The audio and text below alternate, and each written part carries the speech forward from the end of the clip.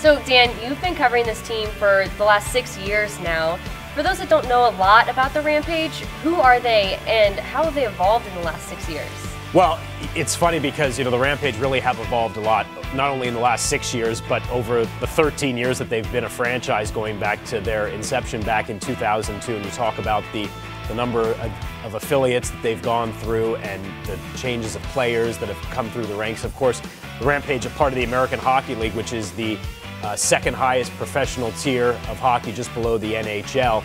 And I mean, we get a chance here in San Antonio to watch some of the best young players come through and start their pro careers here in Texas, and then go hopefully into the National Hockey League and enjoy some success there. And I think we've been pretty fortunate that we've graduated a number of players into the NHL with different organizations, some that are now NHL All-Stars, and we can kind of look back and say, well, those guys started as members of the Rampage. And I think for anybody who's been a Rampage fan for the past 13 years, that's definitely some pride, when they can say, well, I watched that guy, when he was 20-21 in San Antonio. You mentioned the affiliates, and now they recently have a new affiliate. Tell me more about that and who they're associated with now. So the Rampage originally were the affiliate of the Florida Panthers when they first came into the league back in 2002. They were then, of course, purchased back by Spur Sports and Entertainment. They had a split affiliation or a split ownership with Florida.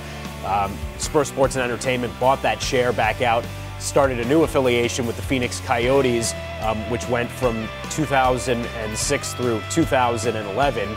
Then in 2011, re-affiliated with the Florida Panthers for 4 seasons. And now this is an exciting year because we've now just embarked on a new affiliation with the Colorado Avalanche for the next 5 seasons. And for those who aren't familiar with the Colorado Avalanche and their success, they've won 2 Stanley Cups since moving from Quebec City back in the early 90s. Their management team is led by 2 Hall of Famers. Joe Sakic is their general manager, was a great player in his day.